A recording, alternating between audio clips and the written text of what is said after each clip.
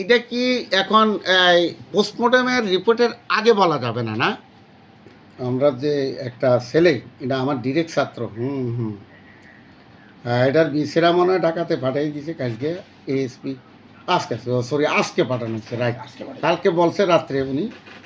এখন শুনেন, আমরা তো বিপদে আছি, এখন তো মবের যুগ, আর ছাত্রদের হাতে সব ক্ষমতা, বুঝেন না? প্রধান উপদেষ্টা থেকে আমি সবাই কিন্তু তাদের হাতে অ্যাপয়েন্টেড, বুঝছেন? অ্যাপয়েন্টেড।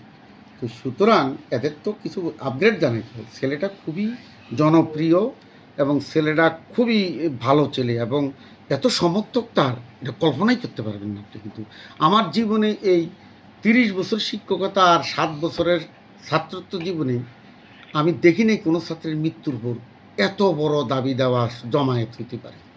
এটা অস্বাভাবিক ব্যাপার। এখন তারা জাস্ট একটু জানতে চাচ্ছে এটা প্রাথমিক রিপোর্টটা কি তার আসলে স্বাভাবিক মৃত্যু না অস্বাভাবিক মৃত্যু, এতটুকু আর কিছু না। কী করা করব?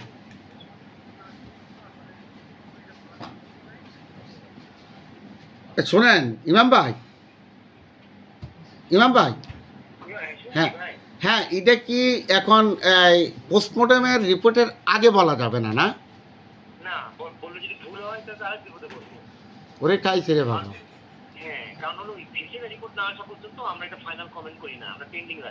পেন্ডিং, জাস্ট তাদেরকে একটা রিপোর্ট জানান যে আপনারা তদন্ত করেন, এই জন্য হয়তো।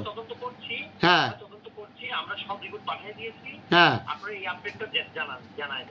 এই আপডেটটা তাদেরকে জানাই দিই, মানে কাজ দ্রুত হচ্ছে না। ইমাম ভাই, ইমাম ভাই, আমি আবার আসতে হইব, আমার গাঁর গুড় ব্যথা হয়ে গেছে, পোলাবেনে যা জ্বালাইছে, কালকে কারেন্ট টারেন্ট বন্ধ করে দিছে, আমাদের বিসি স্যার চলে গেছে লন্ডন। শুনেন, এখন আমি তো দায়িত্বে আছি ভাইস চ্যান্সেলরের, বুঝছেন? আমি তো ব্যাক পেনের রুগী, এটা আপনি ভালো করে জানেন, আপনার পেশেন্টে আমি। কারণ পোলাবেন তো ধরেন ঠেলা টুলা দিলে শেষ শেষ আমার আরও প্রবলেম হয়ে যাবে, তখন তো আপনার কাছে ভর্তি হইতে হবে আমার, বুঝছেন?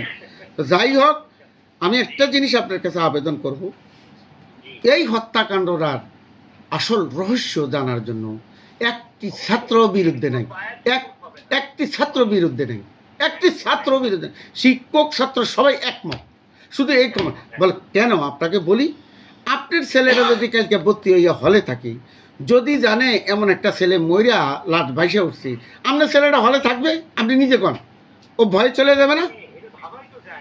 হ্যাঁ, বুঝছেন? তো যাই হোক, আমরা খুব ইয়েতে আছি। অন্য মৃত্যুর কথা আমি জানি না, কিন্তু আমার এই মৃত্যুটা বিশ্ববিদ্যালয়ের অস্তিত্বের সাথে জড়িত, বিশ্ববিদ্যালয়ের আদর্শের সাথে জড়িত। জি হ্যাঁ, right right, time to time জানাচ্ছে। আর শোনেন, ওই ডিআইজি ক্রাইম আশরাফ ভাই এই ইউনিভার্সিটির ছাত্র, সিন্ডিকেট আমার বন্ধু, আমরা একসাথে রাজনীতি করছি, বুঝছেন? আর রেজাউল করিম সাহেবও বাড়ি বগুড়া, উনিও আমার খুব কাছের লোক, ডিআইজি। ওনারাও মানে জিনিসটা মনিটরিং করছে, বুঝছেন? আমি আশা করি এটার ভিতরে কেউ ঢুকাইতে পারবে না, আর কোনো অপশক্তি ঢুকতে পারবে না। আমাদের একেবারে সবচেয়ে নির্ভরযোগ্য জায়গা রয়েছে আমাদের পোস্টমর্টম রিপোর্টটা, কারণ তদন্ত কমিটি কদ্দূর উদ্ধার করতে পারি কাঁথা বালিশ দিয়া, এটা আমার মানে ইয়া না, মনে হয় না। রাইট রাইট, আমার শেষ ভরসা হলো বিসেরা রিপোর্ট। তো আমি আসবো, আমি আজকে আসবো না, কালকে আসবো, এসে চা খাবো।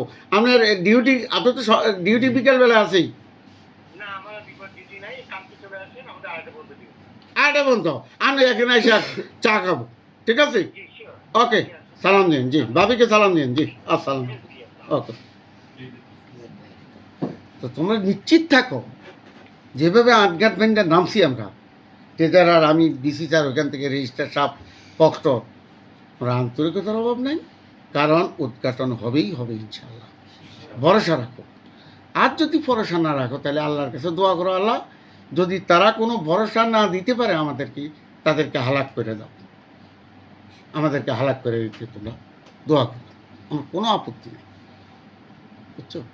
তবে তোমরা যেভাবে ইয়া করো, এইভাবে দিতে গেলেই ফেরা বেড়া। আর তোমরা মনে করো যে দেরি হয়ে গেলেই জিনিসটা অন্যদিকে যাবে না, সব জিনিস অন্যদিকে যায় না। কারণ 3.5 মাস পর ওর লাশ কবরের থেকে উঠে এবার নদীর এই বাংলাদেশে আছে, বহুত হাজার হাজার লাশ ডেড বডি উঠেছে, বুঝছো? হাজার হাজার বিসিরা রিপোর্ট সন্দেহ হয়েছি, হাইকোর্টে আপিল করছি, সে হাইকোর্ট বলছে রাস উঠাও, আবার বিসিরা হবে। এই বিসিরা আবার বাংলাদেশে হবে না, তখন এই বিসিরা নিয়ে গেছে সিঙ্গাপুরে, সিঙ্গাপুরেও বিশ্বাস হয়নি। তারপরে আনছে থাইল্যান্ডে, থাইল্যান্ডে না, তারপরে আনছে চেন্নাইতে, চেন্নাইতে আনছে, আর রিপোর্ট এক হয়েছে, সব রিপোর্ট এক হয়েছে। এরকম নজিরও আছে। আর তেদের সব টাকা দিব, দরকার হলে যদি এই বিসিরা রিপোর্ট পছন্দ না হয় তা চেন্নাইতে পাঠাই দেবো, অসুবিধা কী? বুঝে নেই? তোমরা দোয়া করো, তোমরা ভালো থাকো। ঠিক আছে আমরা